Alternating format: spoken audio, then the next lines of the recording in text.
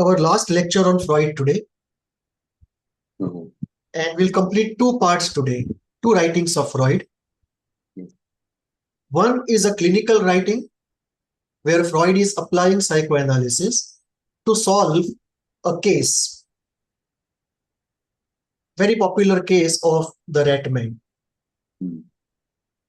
Second, we will talk about a non-clinical application of psychoanalysis, which is a essay by Freud, Civilization and its Discontents. That essay is not really clinical. It falls in the intersectional space of psychoanalysis, politics, and culture. So we will have a taste of clinical application of psychoanalysis and non-clinical application of psychoanalysis. So let us start with the clinical part, Freud's famous case of the Ratman.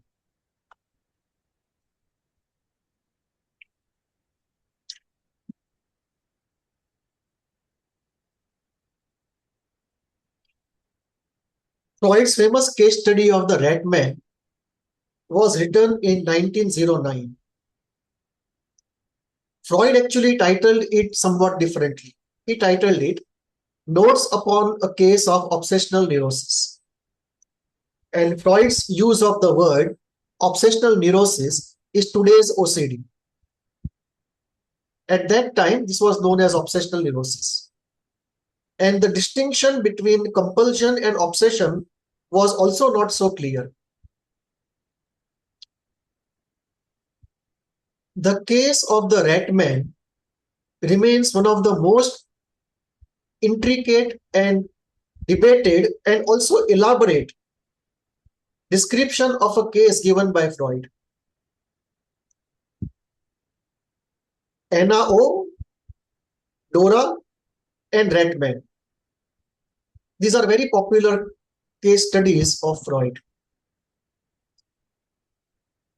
One of the unique things about the Ratman is not only the detailing of it, but also the part that Freud talks about technique in this case.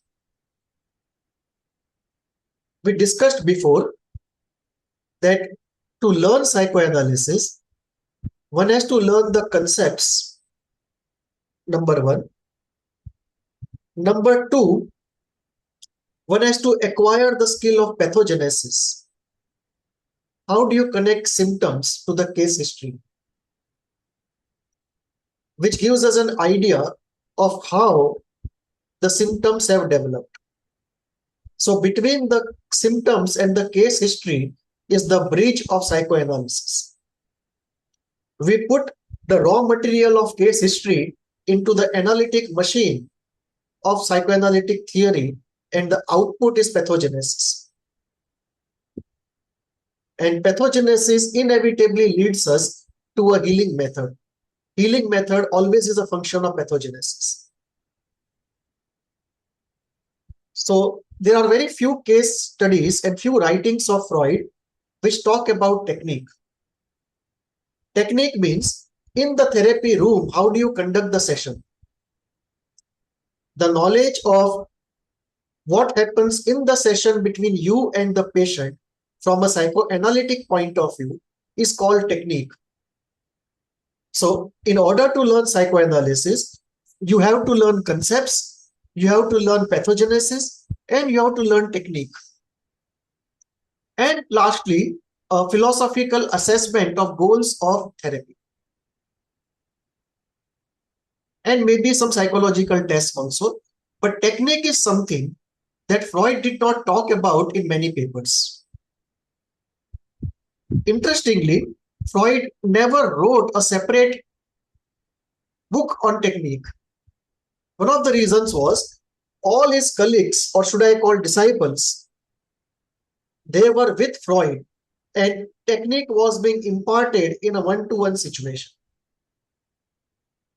So there are very few writings of Freud where he talks about technique, what the therapist should do, what the therapist should not do. One such paper is Transference Love.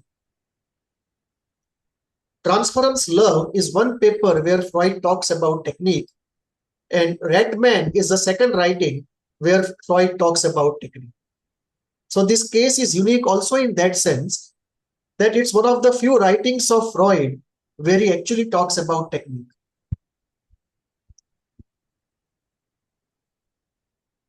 Freud termed the problem that he is dealing with in Ratman as obsessional neurosis, in today's language, OCD. So let us go into what the case is all about. The case pertains to a young Austrian lawyer, the name to which Freud gave Ernst Lenzer, which of course is not the true name. And he had come to Freud with the following complaints. He was plagued by intrusive thoughts, compulsive rituals, and intense anxiety centered on a horrific torture fantasy involving rats. So what were his complaints? One was intrusive thoughts. We will see in a moment what these intrusive thoughts were. Compulsive rituals, intense anxiety, centered around a horrifying torture fantasy involving rats. Now, what was the fantasy involving rats? When this Austrian lawyer was sent during the war on a military duty, a colleague told him about a torture chamber where he saw a prisoner of war being tortured. And the mode of torture was that the victors, they pushed a live rat into the anus of a victim. The colleague narrated this incident and walked away.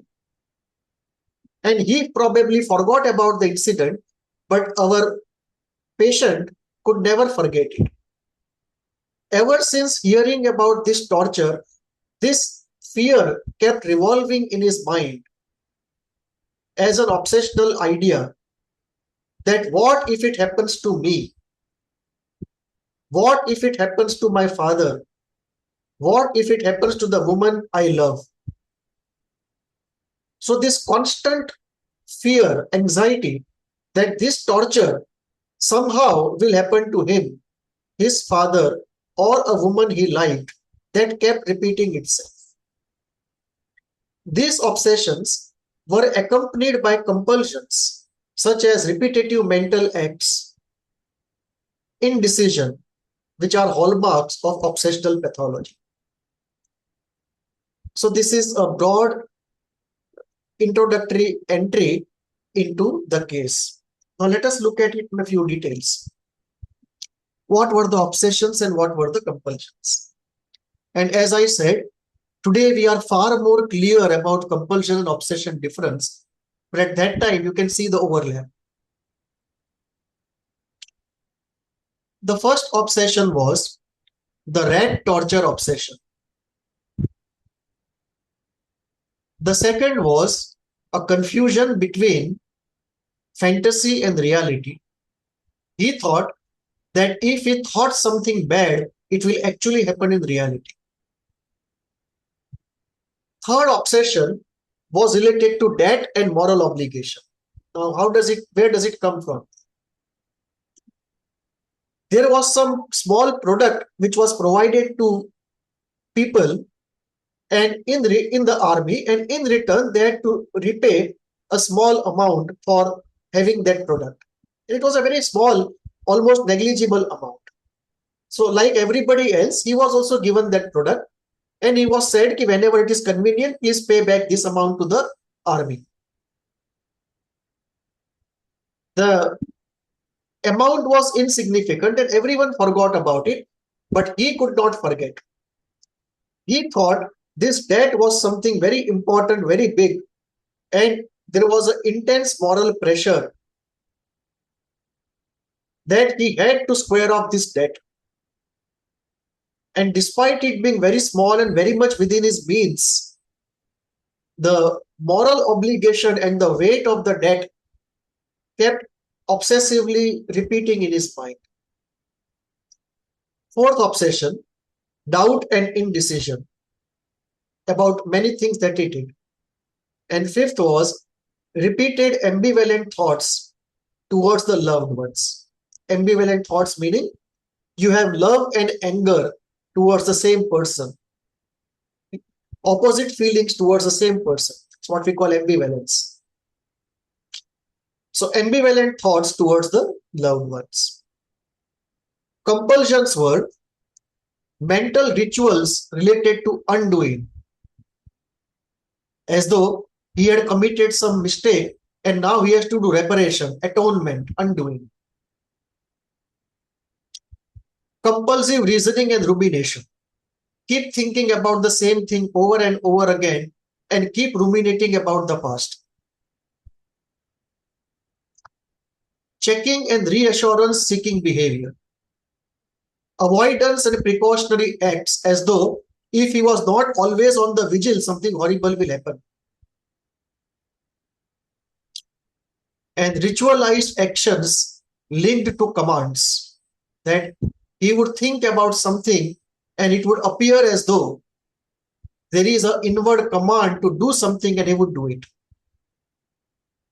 And this is not psychosis. He's not getting commands from outside.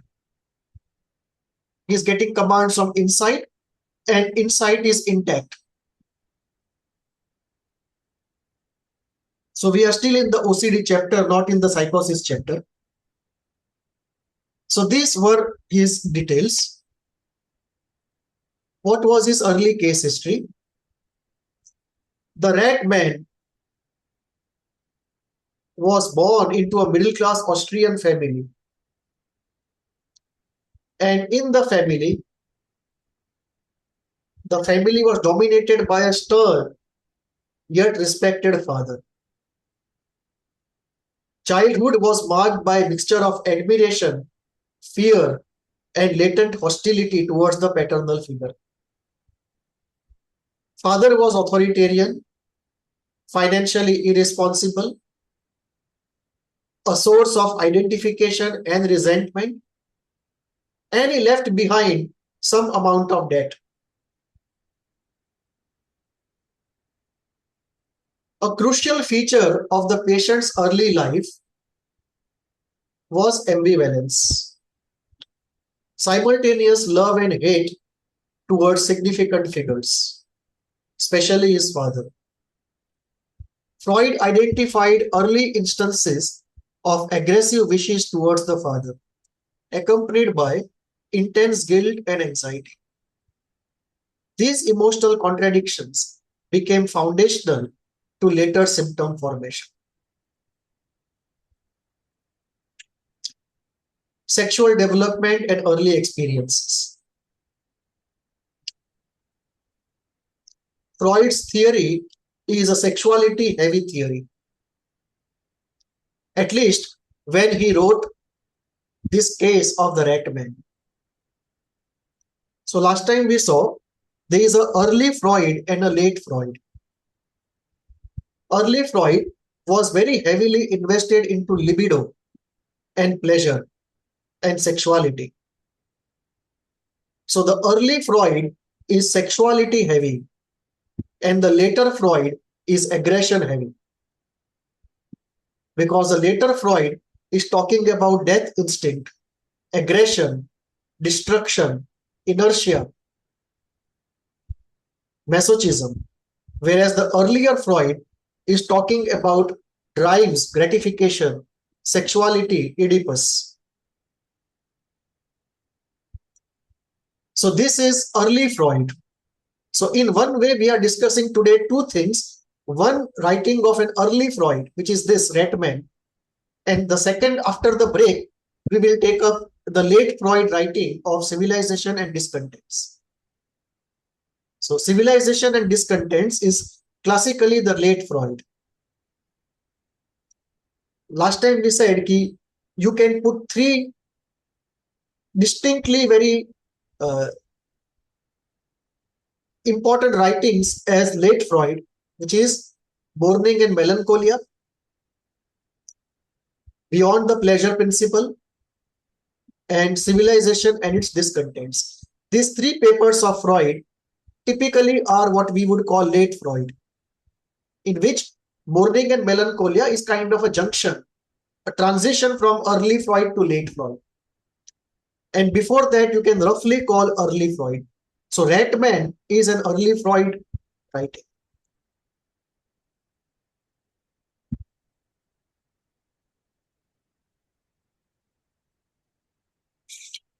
So Freud placed heavy emphasis on patients' early sexual experiences, particularly those linked to what he theorized as anal eroticism.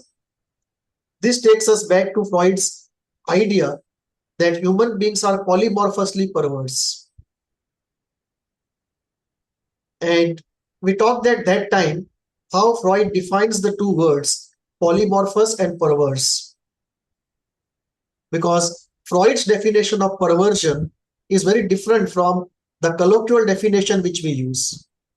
It's a very biologically driven definition, not a social behavior driven definition.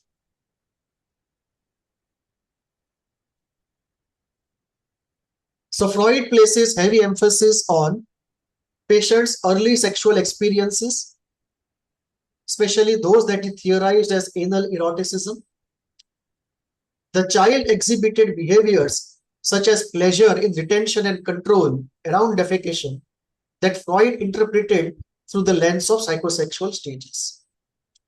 Additionally, the patient reported masturbatory activity accompanied by guilt and punitive fantasies. So we see that the sexuality is not free from guilt and aggression. It's heavily entangled with guilt and aggression. So we have a hodgepodge here. Sexuality severely entangled with guilt and aggression. These experiences contributed to a psychic environment in which desire was consistently paired with fear of punishment. It was like an enmeshment of the id and the superego. That the id raises a desire and the superego beats it down with guilt and morality. Adolescence and formation of the erotic pattern. During adolescence, the Ratman developed intense romantic attachments, particularly toward a woman he idealized, but felt unable to marry due to financial and familial constraints. This conflict reproduced earlier paternal dynamics. He is referring to the Oedipus, that you cannot have the object of your desire. Reality comes between you and the object of desire. So the you and object of desire are interceded, separated by reality and morality. Desire inhibited by authority and obligation.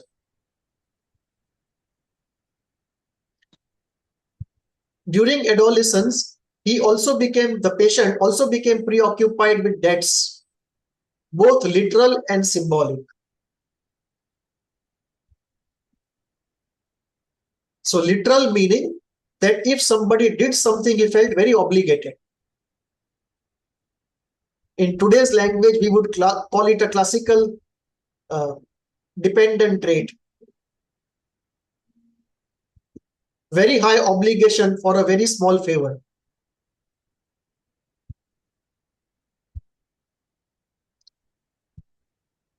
And very importantly, even symbolic debt. Now, this symbolic debt will be full of fantasy, because he may have idealized people around him and idealized small things that they did into something very ceremonial or something very elegant. His father incurred debts during his lifetime, and the patient internalized this as moral obligations. So there is no legal obligation, that he has to square debts of his father, but there is a moral obligation. That I can't say to my father's debtors that it was between you and him, I am off. If you couldn't get your money from him, it's your luck. I can't help it. He couldn't say that. He felt morally obligated to be his father's son when it came to repaying the debts. This theme of indebtedness later became central to his obsessions, linking money, guilt, and punishment.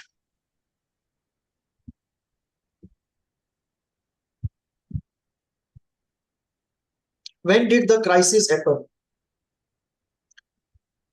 The precipitating event was when he was sent for military duties, and while serving as an officer, he heard a fellow officer describe a gruesome torture involving rats being forced into a victim's body. That somebody was tortured this way in that war. And this became narrative. This narrative became the nucleus of his obsessive fears. He developed the irrational but overpowering belief that this torture might be inflicted upon his deceased father, the woman he loved, or at times on himself. This fear was accompanied by compulsive acts aimed at preventing the imagined catastrophe, illustrating the classical features of obsessional neurosis. That you do a compulsion to ward off an anxiety. A compulsion is a way to cage anxiety in a particular route of actions.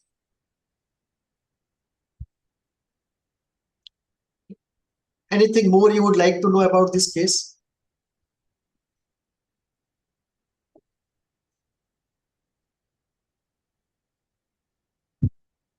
I don't know at the moment what question to ask, but I'm wondering if there were any positive memories from childhood, or we are focusing on the anal phase of development.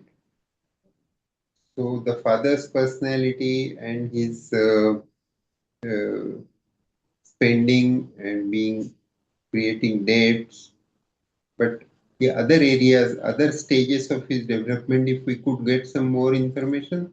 He became a successful lawyer in Austria, a criminal lawyer, and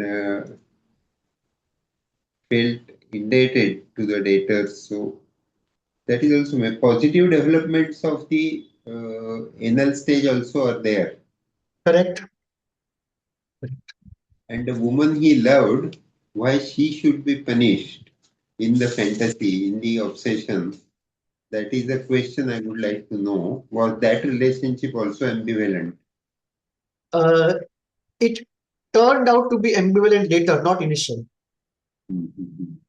Because the difference between the woman and the father was the father acted in a way that there was no way out but to have ambivalence.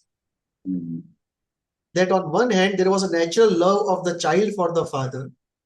On the other hand, the acts of the father were such that there was no way but to generate anger and hatred towards him. But in case of the woman, she did not do anything to provoke hatred or anger. But because he could not have her, later it became a case of sour grapes. And then the rage started. So later on it became ambivalent, but initially it was not ambivalent. But father initially itself, right in the childhood, it became ambivalent.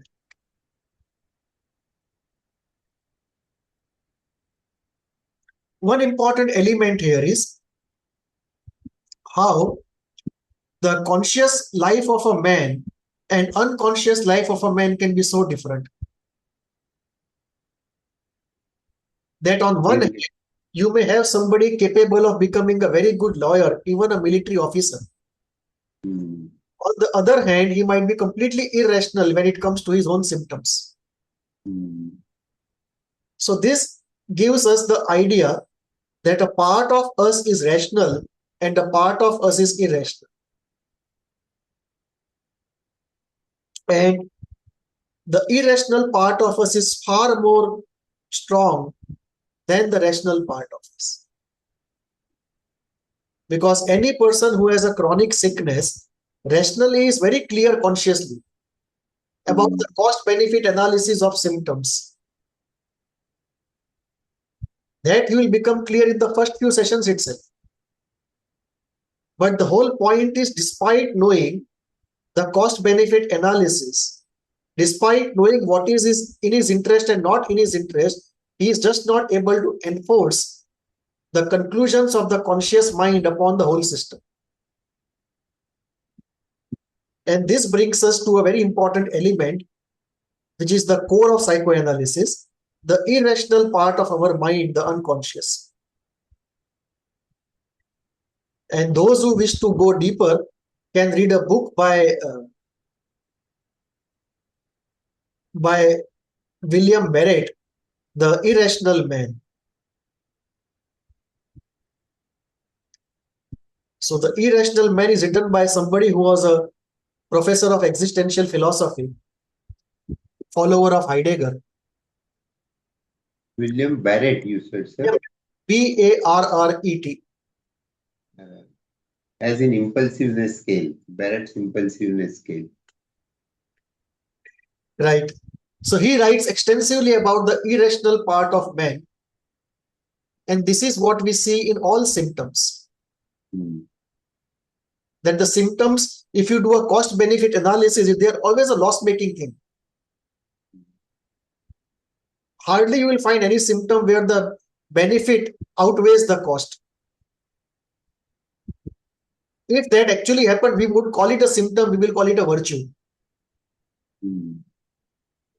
So by definition, symptom is a loss-making business, where the cost is more than the benefit, and everyone knows it. But despite knowing it, wanting it to go, it does not go. Something beyond the will of the conscious mind is at work, far more powerful than the power of the will of the conscious mind. So in the battle of power, the conscious mind loses out to the sick part of the unconscious. So it's not a knowledge struggle, it's a power struggle. Every chronic sickness is actually a power struggle in that sense. Not in the sense that Vokes talk about power, but in the sense that we are referring to.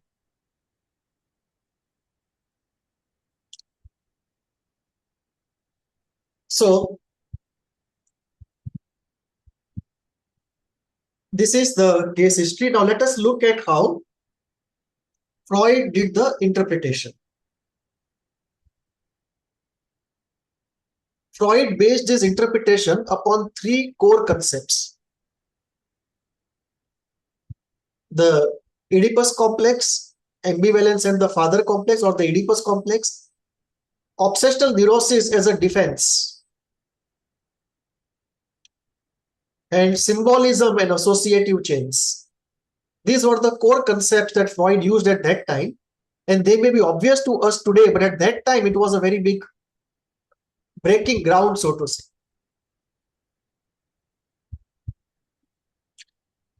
Before we go in, what is the interpretation today of OCD in Freudian terms?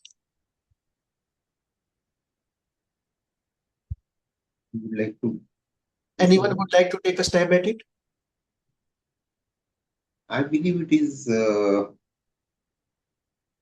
I will enumerate the differences: repression, isolation, undoing, symbolization, condensation, reaction formation, compulsion. And I believe it could be defense against, I don't know, paranoia or homosexuality. Correct. The anal retentive stage. Hola. Advay wants to say something. He's introduced. I'm Advay Sarma. I'm doing my bachelor's of science in psychology from Christ University, Bangalore. So I think in today how psychoanalysts see OCD would be through the anal retentive stage. If the training during early years has been very strict, then that leads to a kind of obsessive and compulsive thoughts in later stages of life. Right. So there were two ways in which Freud explained this. One was purely in terms of anal stage, and the core idea there was that too much or too little pleasure at any stage can create a fixation. So whether it is oral, anal, or Oedipal, if there is too much of pleasure or too little pleasure, it can easily lead to a fixation. So one way out was that in the anal stage, either there was too strict a training or too loose a training. And that led to some sort of fixation, because of which obsession happened. Because the anal phase deals with certain elements, like repetition is an anal stage element. Repetition, hoarding, order versus disorder, submission versus domination, greed, creativity. These are all anal stage features in the Freudian framework. So out of either of it, either too little or too much happens, and you get fixated on either of these parameters, correspondingly an OCD happens. Like if you are allowed too much of hoarding or too little collection, everything is snatched away from you, one might develop an OCD which is focused on hoarding. If you are too strictly toilet trained, one might develop an OC based upon cleanliness. If you are too dominated, you might develop some repetitive pattern which is based upon submission or domination. It may also be based upon sadism and masochism, because they are also anal features. This is one way, that you look strictly at only the anal stage, and too much or too little of something developing later into some sort of obsession. Second way Freud explained this was that somebody has passed the anal stage successfully, but he is stuck in the Oedipal phase. He is not able to negotiate the Oedipal phase. So what would happen then is, there is a regression from the Oedipal phase back into the anal phase. And the reason would be that because the Oedipal phase cannot be resolved, the guilt and the castration anxiety cannot stop. And because they are unbearable, there would be regression to a stage before. And this regression will land the psyche, whatever part of the psyche that is regressing, into something of the anal stage. And because in the anal stage, repetition is primary, what will happen is the anxiety and guilt of Oedipal stage will put you back into the anal stage, and there will be a guilt to guilt correspondence. And the guilt will call for undoing. And undoing will be either washing hands or doing something to undo the Oedipal act. So the regression will be followed by undoing. And the regression also will land at something in the Oedipal stage, either in hoarding, or in just repetition, or in rumination, or in masochism or sadism, or in collection or greed, or in order or disorder, whatever it is. But that regression will land you at something. And wherever you land, that will be the core feature of your OC. So Freud looked at it in two ways. One, focusing only on the anal stage as a stage for causation. Second, passing the anal phase but not passing the Oedipal phase, regressing back to the anal phase, and thereby leading to obsession or compulsion. Second, Freud always felt that this was actually a defense, which is true for most symptoms, that symptoms actually are dysfunctional solutions. that at a deeper level, there is a choice between directly facing the trauma or facing the symptom. And therefore, Freud felt that obsessional neurosis was actually a defense against the unresolved Oedipus or the unresolved anal stage. But what was there in the anal stage or Oedipus was so difficult that it was better to suffer with the obsession than to suffer with the direct thing. You were saying something. Yeah, I was remembering a case who I saw almost 30 years back, and I don't remember everything, but I saw a son and a father, and the son was having serious regressive symptoms, and then the father, I remember the father telling me that the son was wanting to sleep with his mother, and the father allowed it, Oh, and the son did sleep with his mother on several occasions, and that somehow remained stuck in my mind because he was not obviously psychotic, this patient, the adolescent, but the young adult maybe. But I have seen mental hospital patients or Sassoon hospital patients who have had history of incest with the mother. So I was wondering if that was fixation in the Oedipal stage correct. or gone wrong, father not being adequate enough to be able to stop the son. Correct.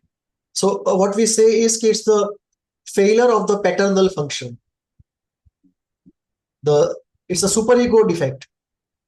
Yeah.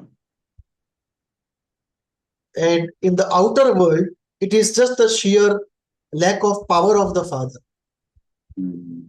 and perversion in the son's mind, which is accompanied by a sort of narcissistic megalomania of some sort, Mm. where the core feeling is that there is no inhibition of reality and I can Mm. take my desire to any extent. So there is a negation of the natural limits of reality. Like what we talked in terms of Laka someday, the pervert refuses castration of reality and the Yeah. psychotic is incapable of castration of reality. Mm. So here you see perversion at work where Mm. somebody refuses the natural castration or a good castration by reality.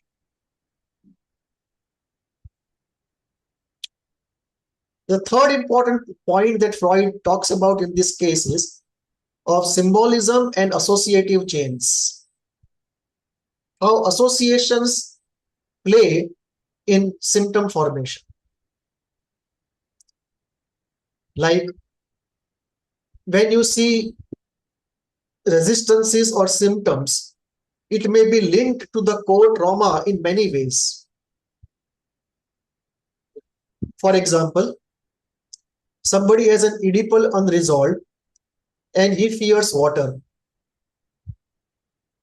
which would mean that anxiety from one event has been displaced onto something else, because of which an innocent object has suddenly become a phobic object. Now the question is, why did the displacement happen only on water? Now why not on something else? Which means some law of association is at work, because of which displacement takes a particular direction. Now the law of association can be because of various things. You can have a linguistic association, you can have an event association, you can have a meaning association, you can have a sensual memory association, you can have a person association. So Freud uses these three. So let us go into how he uses these three. First one, ambivalence and the father complex. Freud argued that the patient's fear of harm to his father masked an unconscious wish for the father's death, consistent with the Oedipus complex. The obsession thus functioned as a defensive transformation.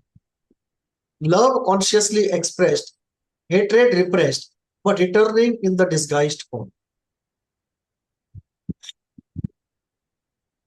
Second, death, punishment, and symbolism. Freud makes a link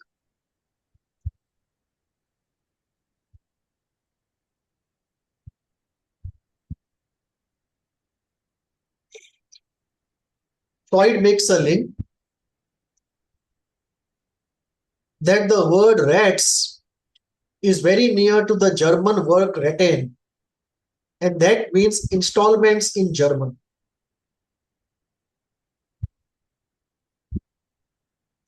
And that leads to ideas of death and the fears of punishment. The patient's obsession about repaying a trivial debt to a fellow officer became elaborated into a complex moral drama. For Freud, this indicated the conscious meanings clustered around linguistic and associative networks rather than linear logic. For example, this story about torture by rats, this officer would have told to many men. Everyone did not develop the problems that our patient developed. Everyone was given the product our patient was given. Everyone was asked to repay the cost of the product. Everyone did not develop obsessions of debt and guilt, which means it is not the outside, but the inside, which is not able to process the outside in a normal way. Because the same stimulus was given to a lot of people and they processed very successfully without becoming patients. So it was not so much the outside, rather the inside of the patient, which was more causal in creating this problem.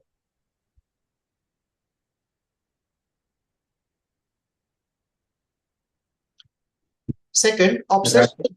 Ratten is also advice giving in German. Rathaus means their parliament. Right. I'm not very conversant with German. No, sorry for interrupting. Perfectly okay. Second is obsessional neurosis as a defense. Now this brings up to the point that one way to look at every sickness is to see it as a dysfunctional defense, a dysfunctional solution.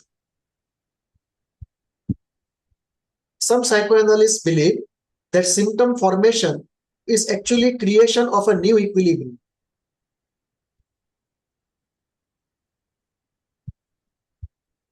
That somehow the healthy equilibrium was broken by a traumatic event, and the traumatic event itself was so difficult to feel that a solution was found whereby the effects of the traumatic situation were converted into symptoms which were far more attenuated forms rather than that raw feeling in the trauma. So second idea that Freud explores here is, Freud argue, okay, second is associative chains. Rat sounds very much like rattan, which is a meaning for money. So this linguistic chain. Associations in the unconscious mind can happen through any process. A linguistic process, a meaning association, situation association, place association, or archetypal associations.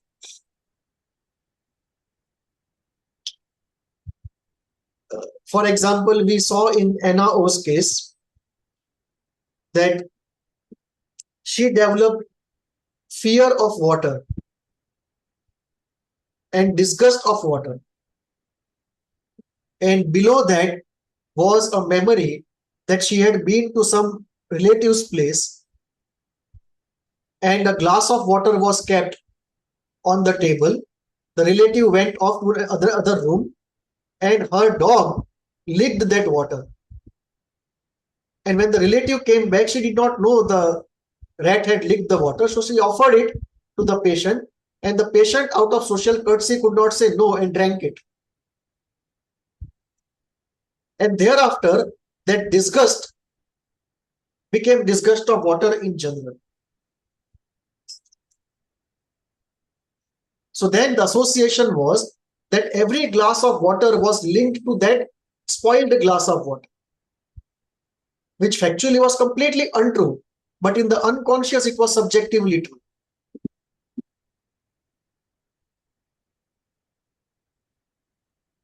So the Ratman symptom system, as Freud says, obsessions were revolving around violent, taboo, or morally charged thoughts.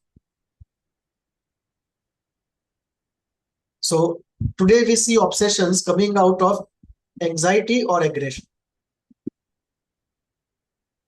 Both can lead to repetition. So you can have an anxiety-led OCD or an aggression-led OCD. Some people may even have a worry-led OCD.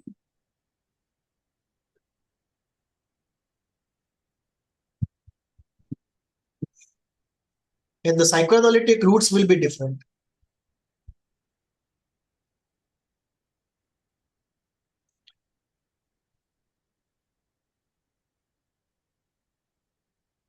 Compulsions were attempts to neutralize anxiety and guilt.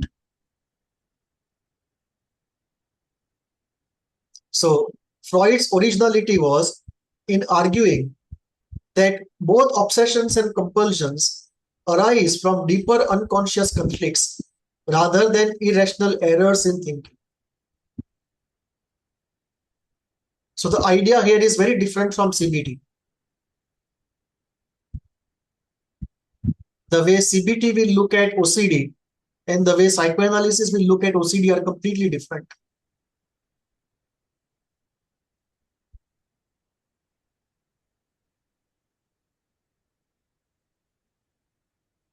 So for Freud, the core, in case of OCD in therapy, the core objective was either to heal the anal fixation or the Oedipal unresolution.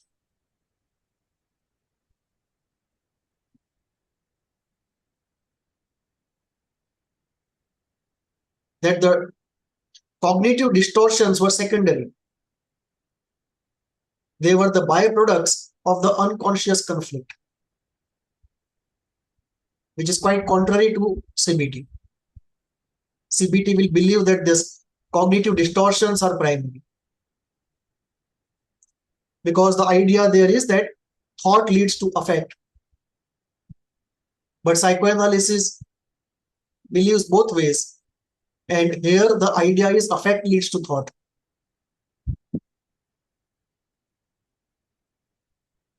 So this is how Freud proceeded with it. Is that why psychoanalysis is closer to cultural adaptation than just CBT or REBT or newer forms of therapy, which go from deal at a superficial level, symptom level, and there the different structures of mind, personality are operative. Whereas here, Freud and psychoanalysis go subsurface, under the surface. Therefore, it becomes applicable in across cultures. Correct. Correct. That is true. Because we are dealing with something which is fundamental to the human condition. Yes, more universal than this phenomena. Correct. So it is deeper than phenomenology. Correct. Because we are dealing with the most fundamental in the human psyche. Yeah. For example, the objects will change with time, but the fundamental processes will not change. The fundamental processes are more like laws of nature applied to the psychic realm. Yes. So one of the differences will be that in mild pathology, anything is okay. But the moment you get into moderate or severe pathology, which is chronic, then chances are much better if you go with a deeper discipline. Because the deeper you go, less are the chances of relapse. And also it does not become boring, because otherwise, if you are just looking at a cost-benefit analysis, the rationality of it, after some time, it becomes boring because you know everything.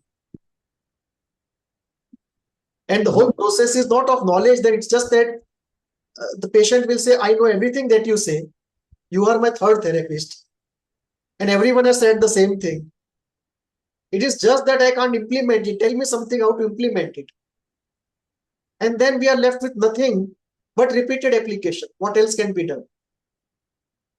If you strictly are in the cognitive domain. But if you get into a psychoanalytic kind of thing, then the therapy can go on very long and very deep. And the limiting part will be, this can easily go wayward and lose direction. It can just become a ritual for both the patient and the therapist. Just 2 or 3 sessions have to happen a week. It just goes on like that. You lose focus. So one good way I have found is, have the urgency, or not urgency, I should say, have the awareness of time like ISTDP, and the approach of psychoanalysis. Like when I do ISTDP therapy. Then intensive short-term dynamic psychotherapy. Correct. Intensive I'm short-term. repeating for our colleagues who are attending today. Correct. So because it is intense and short-term, if I have a 1 hour session, I'll be constantly looking at the watch. Exactly. And I'll be saying to myself, 10 minutes are gone, nothing has happened. Have I delivered? Yeah. And then you are looking in minutes. Accountability comes to MHPs also. Correct. So that awareness and accountability and the concern for efficiency, Yes. that is very good in ISTDP. And like everything, it has its limitations. But if you bring that awareness and efficiency to psychoanalysis, that's a very good way of, that's what I have found to be a very good way of proceeding. Of psychoanalysis with ISTDP. Yeah. Yeah.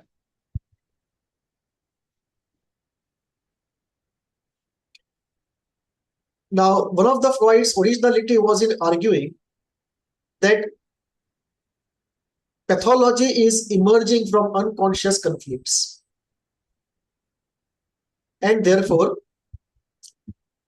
one can think of the case history as land. And on that land, there are trees of trauma. That the tree of trauma is actually rooted in the earth of case history. That symptoms are not dropping from heaven. They have precipitated out of the matrix of the case history. And the linking between the two is the theory of psychoanalysis, or any theory that you apply. Any theory of psychotherapy essentially will link symptoms to the case history and provide an explanation as to how, given the life situation, these symptoms came in and developed.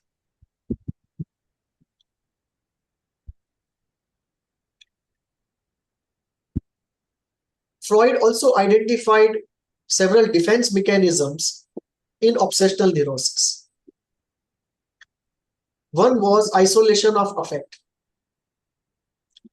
thought separated from emotions, undoing, compulsive acts meant to cancel forbidden wishes, reaction formation, converting hate into love, masking the real feeling. These mechanisms allowed the patient to manage unacceptable impulses while maintaining the psychological equilibrium. What is the theoretical significance? The Ratman remains a foundational folklore of psychoanalysis in terms of history of analysis. It elaborates structure of OCD and also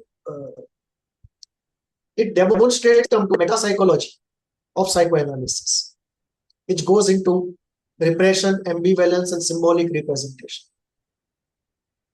This case foreshadows Freud's later structural model of the psyche, in ego and superego, because this case is before Freud's structural model.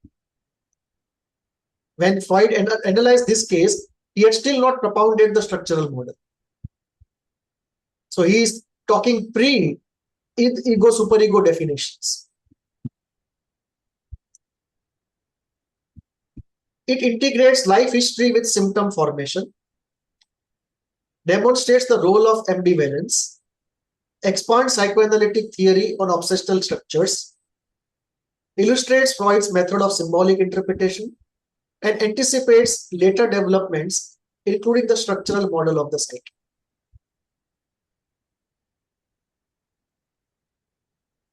What else can be said about this case if we go out of what Freud says in today's context?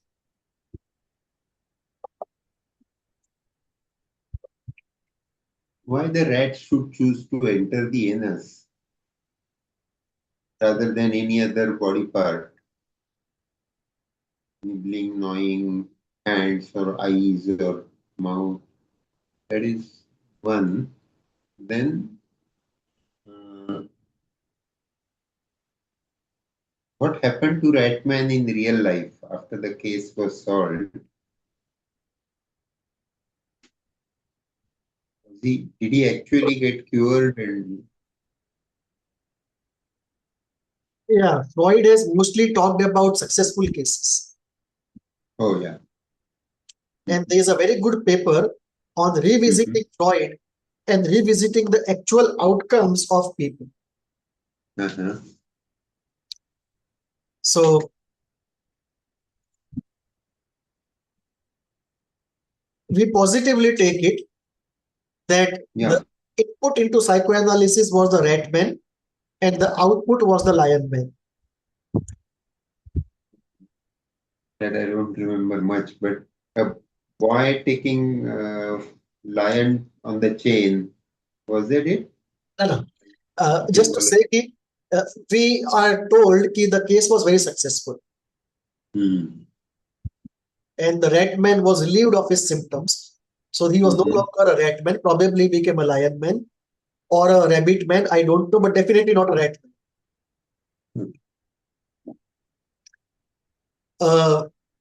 This case, it stands as a cornerstone in psychoanalytic literature. And even today, there are people commenting and re-commenting on this case. You will have many papers in psychoanalytic journals just revisiting and reinterpreting the case.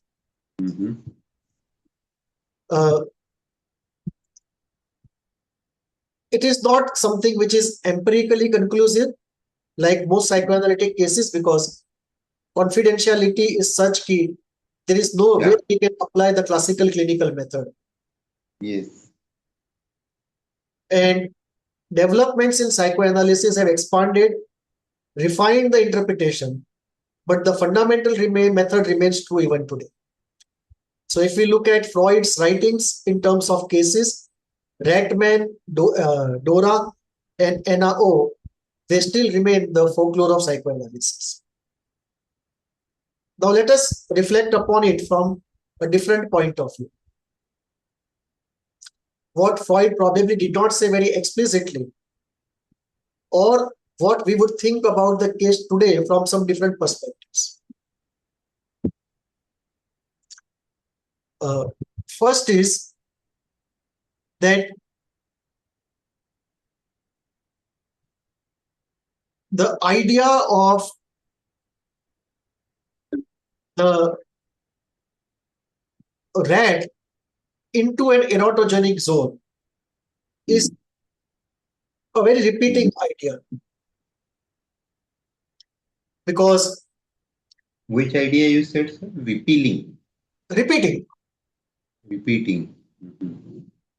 In many patients with great difficulty, very deeply embedded difficulties, we see either rat or some reptilian animal fantasized in some part of the body. And one way to look at it is to go to erectile dysfunction and come back to this case. So psychoanalytically, when we look at erectile dysfunction, Mhm. we have many possibilities, but one possibility is that there is a fear of entering the vagina, as though there are some difficult creatures inside the vagina, which will bite off or torture the penis. Mhm. And this fantasy has a distinct name in psychoanalysis. It's called vagina dentata. Dentata. Yeah. The Mhm. vagina with torturous teeth. Yeah. And many deeply disturbed patients have this kind of fantasies. Yeah. Sudhir Kakkar in his writing writes somewhere that Uh-huh. this can also be an act of parking very difficult bad objects of pre-Oedipal period. Mm. That this is actually a Kleinian phenomenon where Mm. very early pre-Oedipal bad objects are existing in the mind's world, and the Mm. person parks them into an eretogenic zone out of two things. One, he wants to avoid that erotogenic zone, and he also wants to park bad objects. And the parking of bad objects in the eretogenic zone does two things. One, the bad objects free floating in the psyche get parked, they get localized and are much Anchor. sort of rendered partly harmless because fixed in location, and the fear prevents them from committing an Oedipal crime. So the idea of difficult objects being put in an erotogenic zone may just be out of sexual anxiety or may be a defense in the service of Oedipal resolution, or rather non-resolution, but somehow manage the non-resolution. Mm. And here we see that kind of thing coming up, because the rats are seen by many deeply disturbed patients as something very dirty, very slimy, very abhorrent. At the same time, very torturous, because they have very torturous teeth. So in a way, they are symbols of something disgusting, at the Mm. same time something very aggressive and punishing. And usually, this is how unacceptable thoughts of the superego are looked at. Unacceptable. Thoughts to the superego are looked at. Like, if I have some fantasies which are not acceptable to my superego, the superego looks at them as disgusting, like a rat, and it wants to punish me. So the rat is given teeth.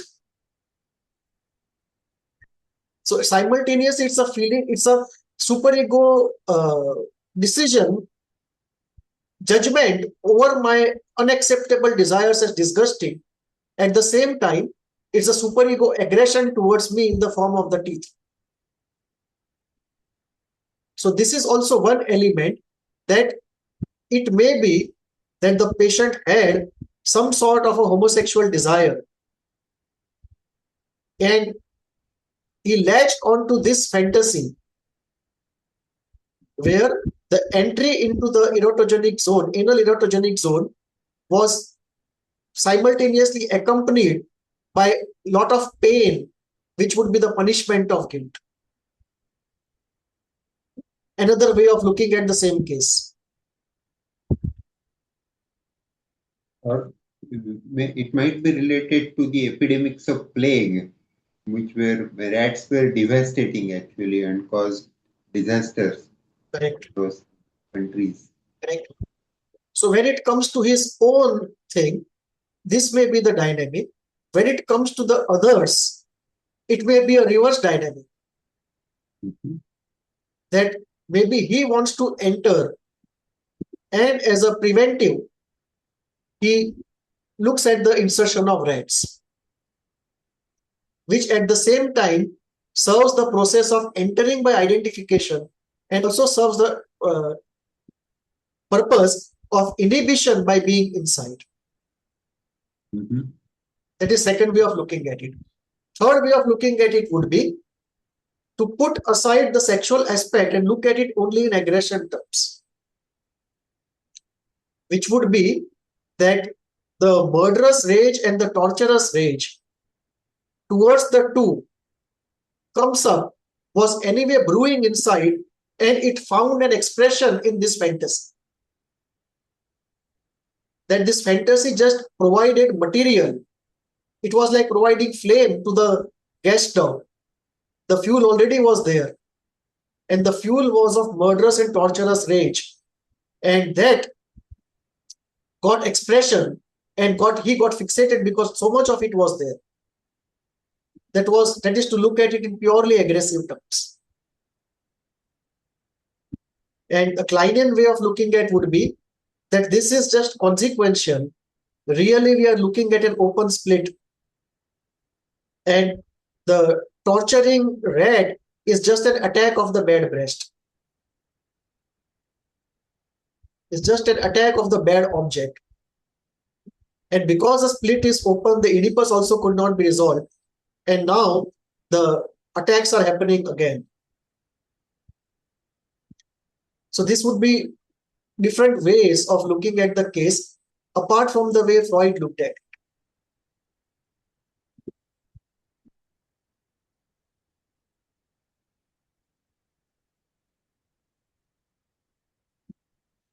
So if we revisit, let us say,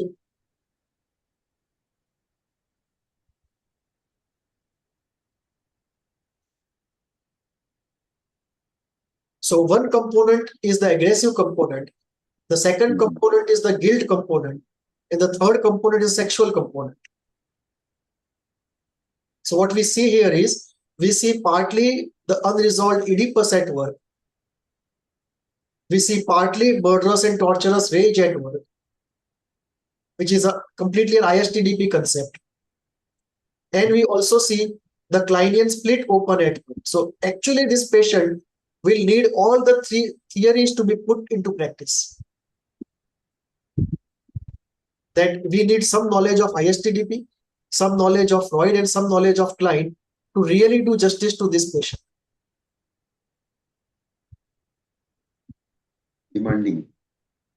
Demanding task.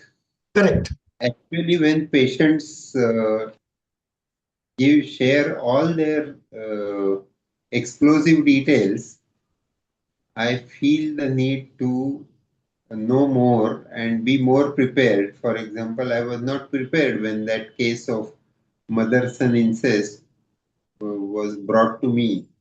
I was not prepared how to deal with it. Correct. I just dealt with it phenomenologically and some biochemically or neurochemically by giving medicines. Right. But I did not perhaps was successful as an analyst there. But that was very difficult. I wonder if anybody could have done anything. Yeah. Because when you have a superego defect, which is still manageable in the sociopathic range, one can still do something. But if it travels into psychopathic range, there's little anybody could do.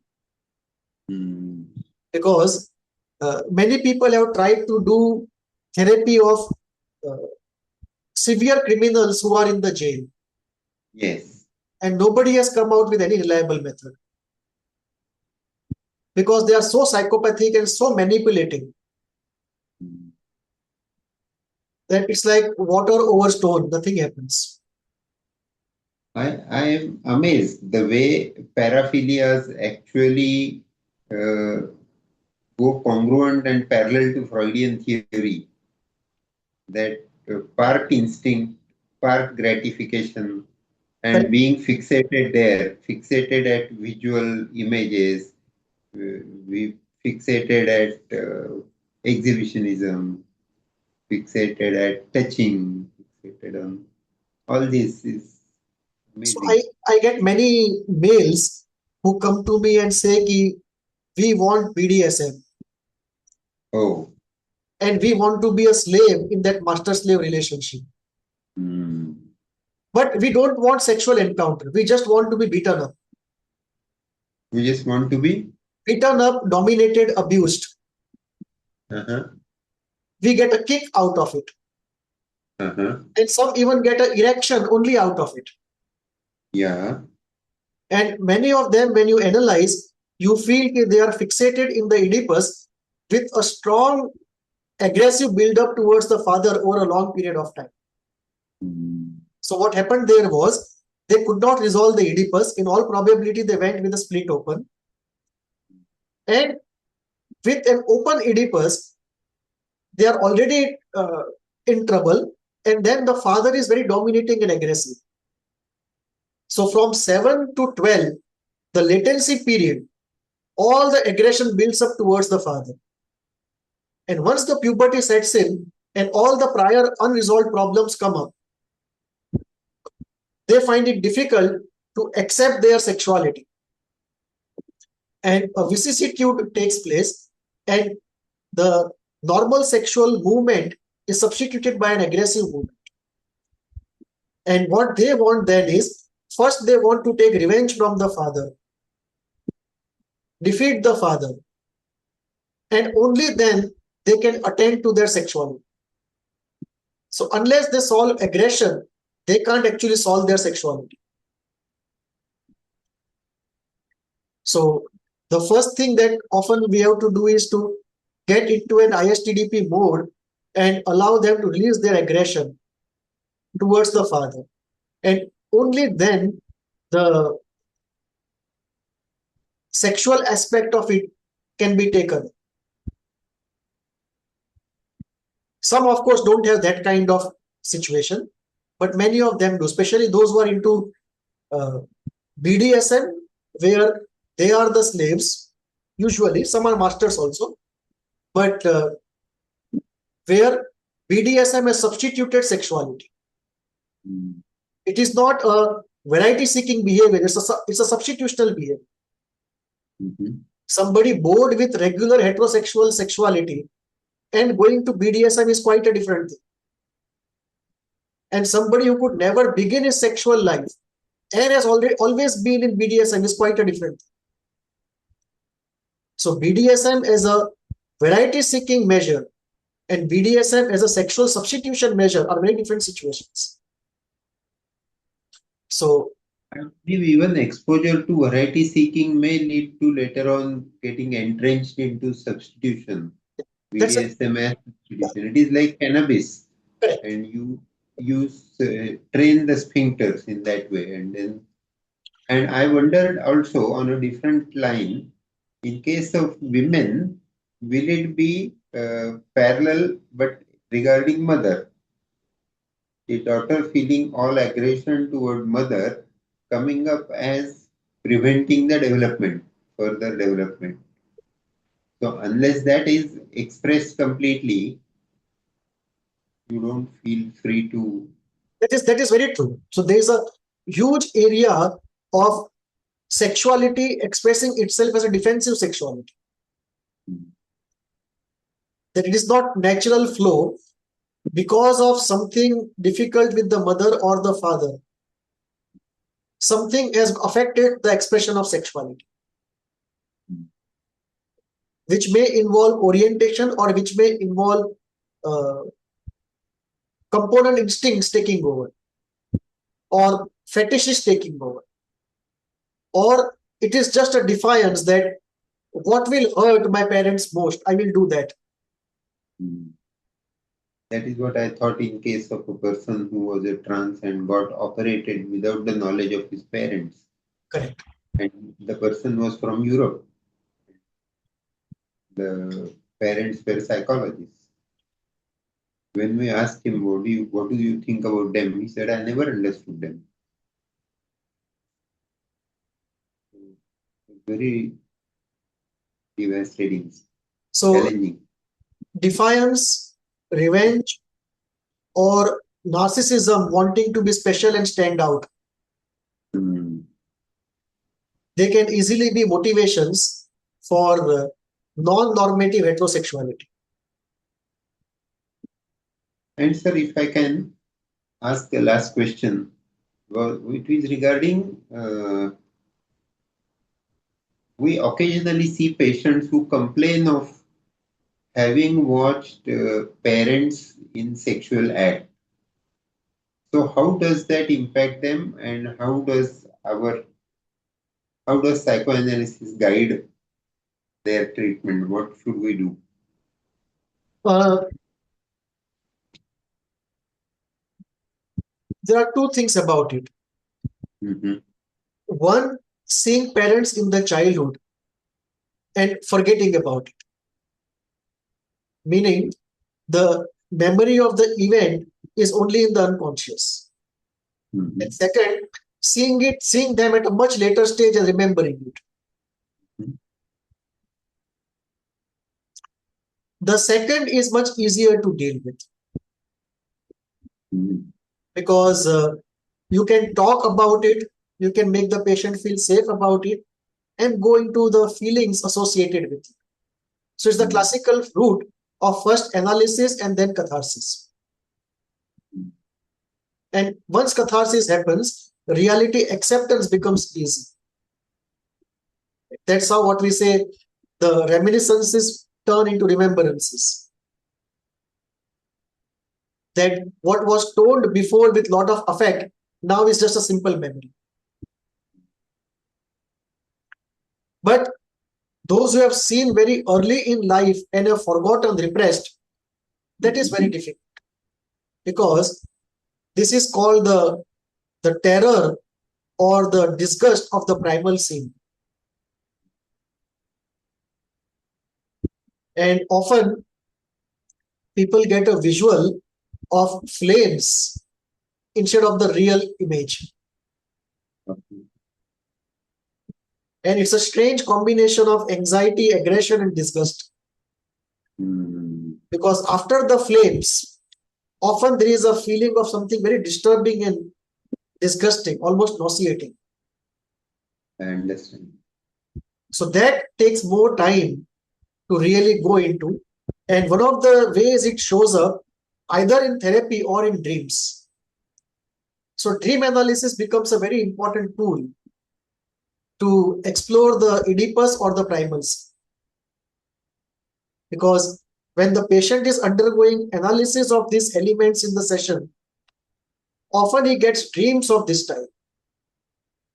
So while we are doing analysis and catharsis of this kind of topics, it's better to talk to the patient to request him to note down his dreams. That is one way to go into it. Another way to go into it will be projective testing or art, Mhm. because they will also bring out the unconscious in a coded way.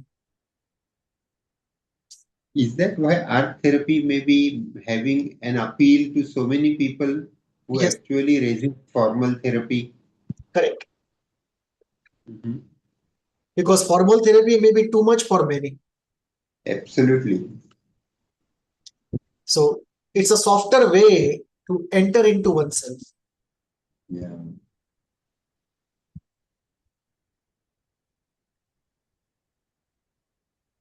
So let's break for a cup of tea and we reassemble in 10 minutes and do civilization and discontents. I'm wondering if we should take it today or we should postpone it to Monday. Or can we just not have a cup of tea and continue? That is also fine. We can have it without breaking up. Yes, let's do that. Yes, sir. I'm sorry. Let me. One question. Mala?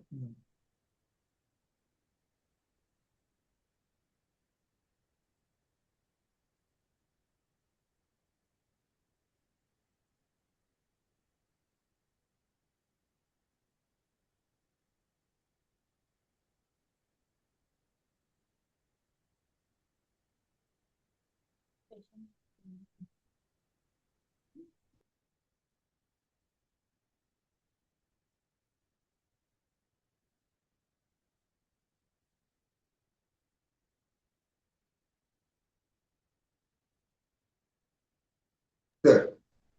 Okay. So let's maybe we extend by 5 minutes and finish off. No problem. So this is a non-clinical writing by Freud.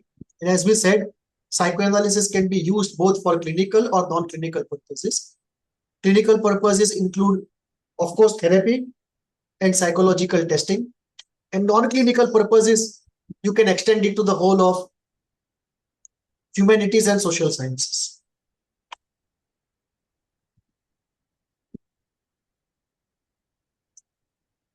So in this paper, Freud does not go into the definition of civilization. He uses the word civilization as a colloquial sense, like the way in which we understand. So he does not go into what is the definition of it. Like a Japanese philosopher once asked, what is society? Is it the plural of men? Is it just many men, or is there an emergent phenomena when many men come together? Many sociologists say sociology is not psychology, meaning it is psychology plus many other things. Some people say civilization only means that the state has a monopoly on violence. It's nice. If somebody wants to go in detail on what is civilization and what is not, you can read Will Durant, The Story of Civilization, Volume 1, page 1 to 90, in which he describes the essential features of civilization. Some people will go into scholarly discourse on Hindu civilization versus Egyptian versus Greek and so on. Some will talk about ancient versus modern. But Freud only uses it in a colloquial sense. So he will not go in all these things. He will use it as a state which is not the savage state. And he will focus on the psychological aspects of civilization. His premise is action decides the state in society, and mind decides action. And within the mind, unconscious decides the mind itself. And therefore, it is in the unconscious that in the most fundamental, elemental way, we see civilization, its discontents, its breakdown, and return to the savage.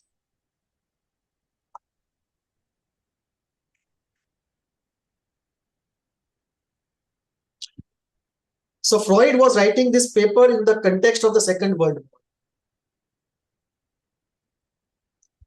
And what he saw was two world wars, World War I and World War II. And he saw all the destruction and the killing and the brutality. And what comes out is that we are an extremely aggressive species.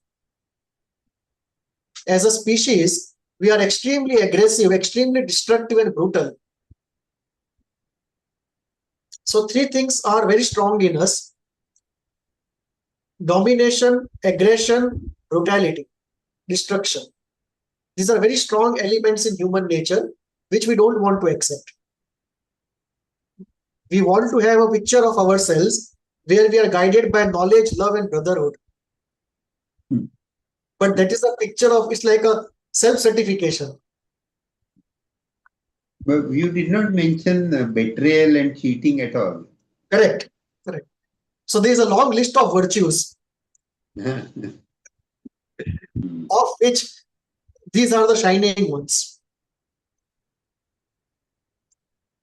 So there is an old saying that every 50 years, every 30 years, something horrible happens in the world. And civilization collapses for some time, savagery comes up, and again civilization makes an appearance. Which means civilization as a entity is a high maintenance product. It's not a default condition. There is a very good couplet by Duncan. He says, "Thy hand, great anarch, lets the curtain fall, and universal darkness buries on."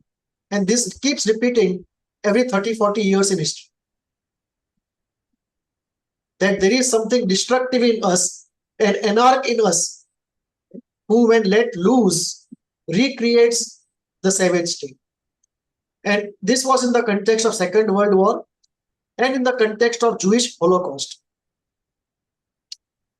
And Einstein and Freud both were Jews and both lost many people to the Holocaust. In fact, Freud had to run from Germany to England to save his own life. And he was allowed to go only because he was world famous. Otherwise, Hitler would have given him his own therapy.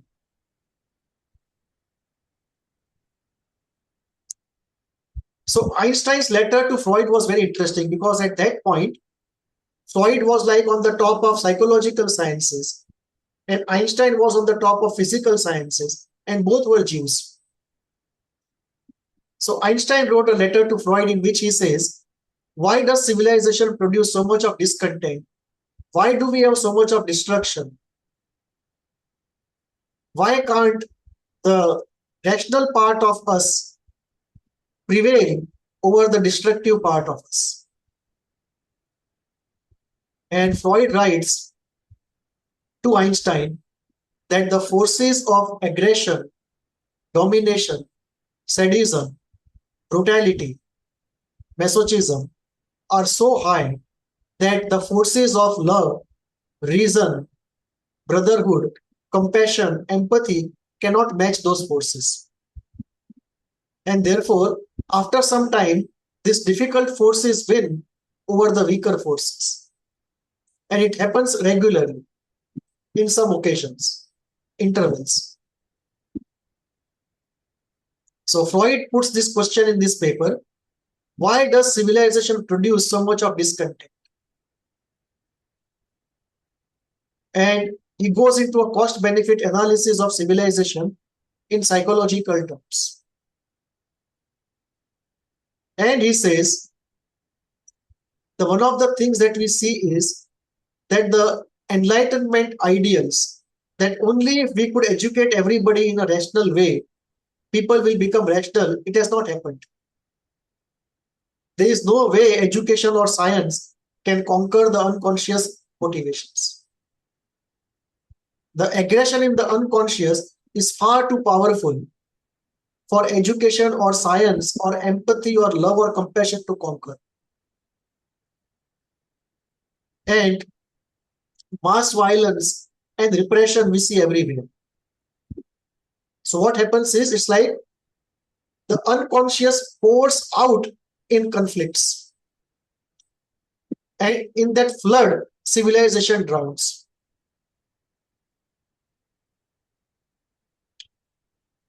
So it brings us to fundamental reflection on human nature, that a very substantial part of what is of us is not rational.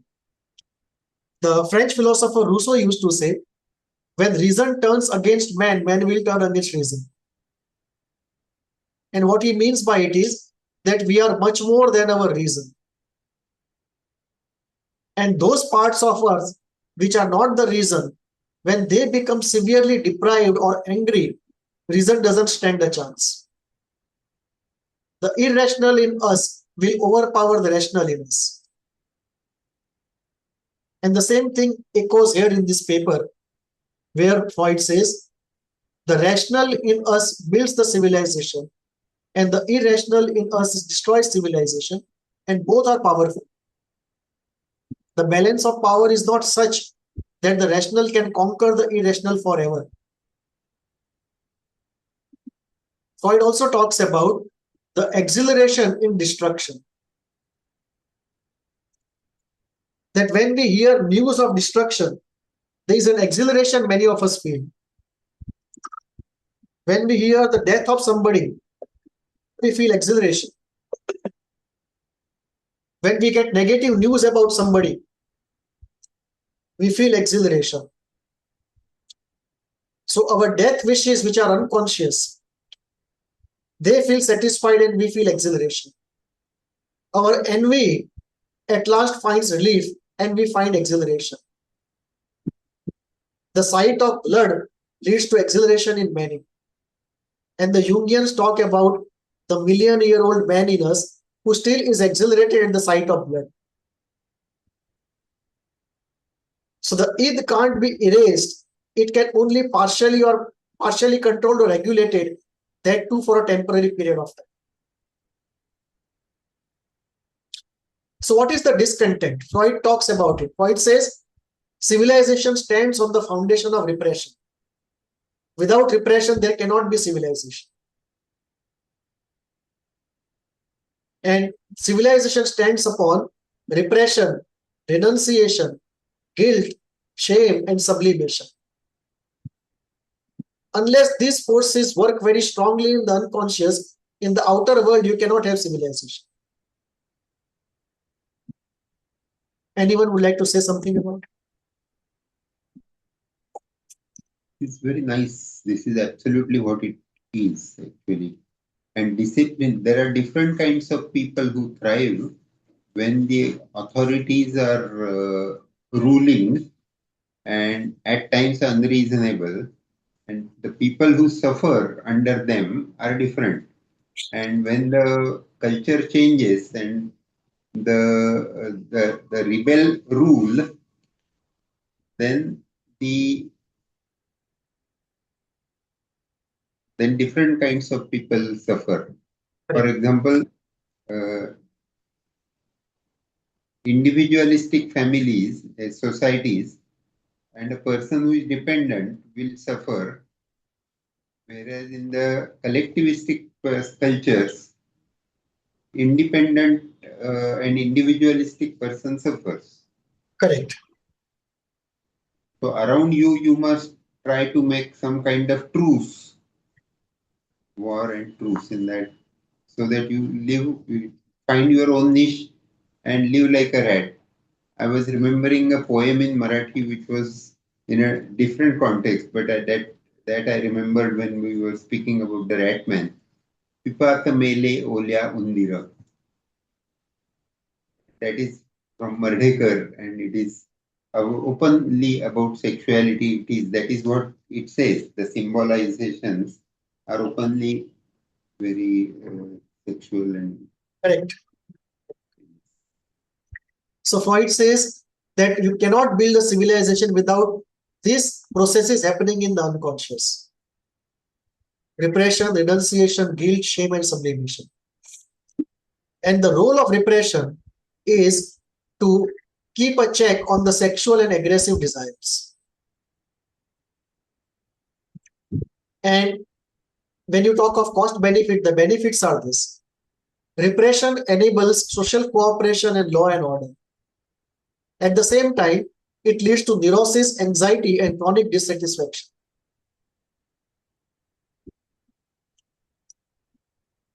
Who are the players in this discontent? Love and aggression are very important players. Love is essential for social bonds, and aggression threatens civilization. So when love is able to neutralize aggression, civilization prevails. When aggression overpowers love, the savageness comes in. And civilization, in evolutionary terms, is only skin deep. You scratch the surface and the animal comes out roaring. And that's true for all of us. That our civilization is skin deep. Inside, there is always an animal rearing to go. You can see it even in theaters. You switch off all the lights and see how many men behave like gentlemen. most of them will be busy groping some woman. Very true. And the same people will behave like gentlemen once the lights are on. They will go to the same woman and say namaste. There was a saying, it is not a surprise that children are afraid of dark, but this is surprising that adults are afraid of the light. Correct.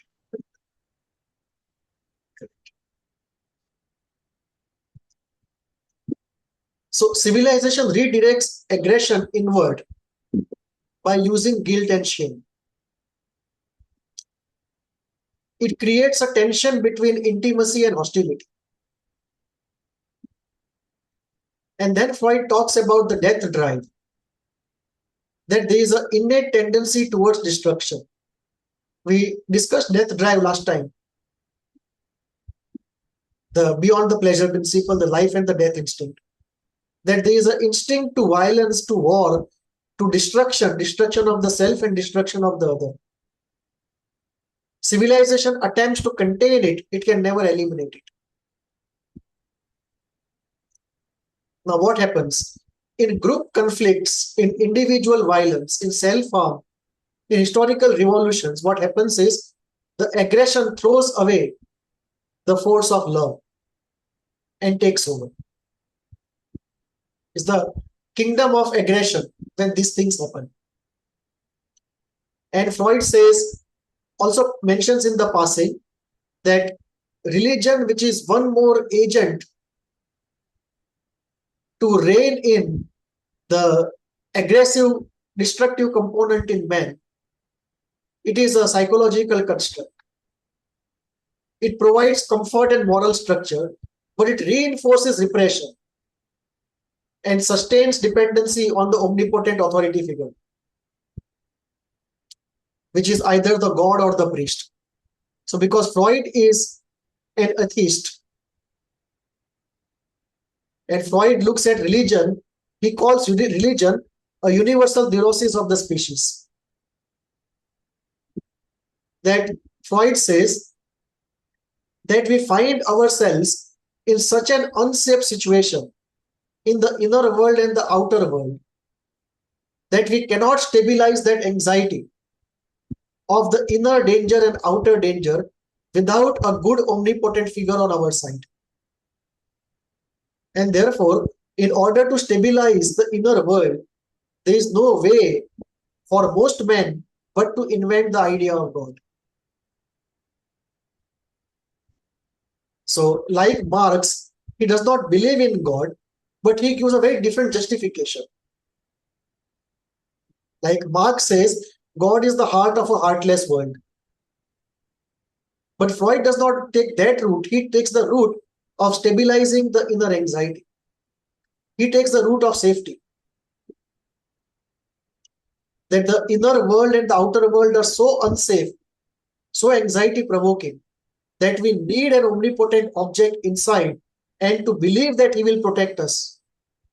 Otherwise, we'll be consumed by anxiety day in and day out. There's no, either we do that or we believe, contrary to our expectation and experience, that the world is a safe place. Inner world also and the outer world also. Now, what Freud did not take into account was Hindu spirituality, where we talk of transforming the death instinct. And this brings us again to the old question of the limits of human nature in Eastern psychotherapy and Western psychotherapy, which we talked about before. So what does Freud end this paper with? Freud ends in pessimism. He does not see any way out to overcome the inevitability of the cycles of aggression, sadism, and destruction. Freud sees no way to overcome the ferocity of the death instinct.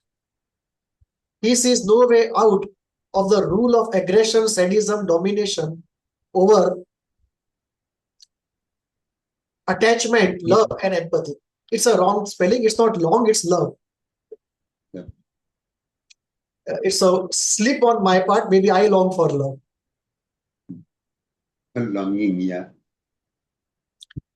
Civilization cannot exist without misery of repression, and lack of civilization cannot exist without misery of ego and the superego. So either way, there is a problem. If civilization exists, it has a problem. If it does not exist, ego and superego have a problem. So Freud ends inquiry into the fate of human existence, that it is interesting but doomed. He's a pessimist. Freud as a thinker is a pessimist. Freud sets a limit to what the species can achieve in terms of inner well-being and neurosis being eternal to the species. Freud does not believe that the species can actually be free of so many neuroses it has. Psychotherapy at best can optimize it. There is resolution of disorder, but no solution to the problem of life. We can heal one disorder here, one disorder there, but there is no solution to the fundamental problems of life. So Freud, in that sense, is a pessimist. And he always used to say that the goal of psychoanalysis is to substitute unbearable unhappiness with bearable unhappiness. So the choice, according to Freud, is not between good and bad, but between bad and worse. Not all thinkers are pessimistic. Many psychoanalysts are very optimistic, but Freud is very pessimistic. His reading of human nature and his reading of human condition and the fate of human existence and the fate of world is very pessimistic. He does not see a way out.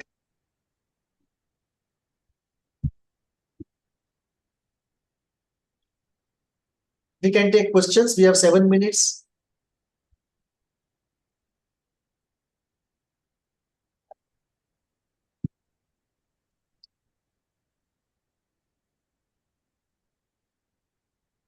I don't have any question today. You are welcome Both to of go you. ahead.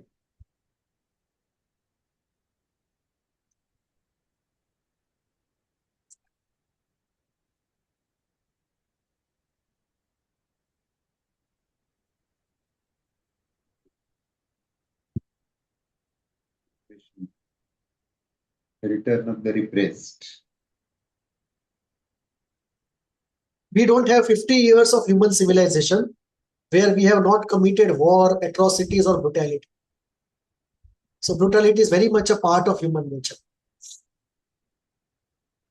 Not that we admire it, but as psychoanalytically, we see the inevitability of it. Science fictions have said that every 200 years, man destroys everything. The civilization is destroyed. The civilization is destroyed all over the world, and then again the journey starts. True. If planet remains. So we can see that in the jihadi violence today across the world. Once upon a time, we used to see it in communist violence all over the world.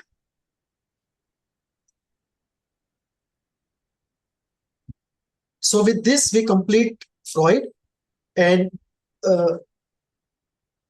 Monday onwards, we'll be starting with Klein. And now it won't take much time because Freud's work is most extensive, almost 5,000 pages around of written work. Now we'll be doing practically one thinker per month or maybe two thinkers per month. And we'll focus on the clinical aspect more for others. Yes. So we'll start off with Klein, then go to Bion, and then go to Kohut, and then Jung.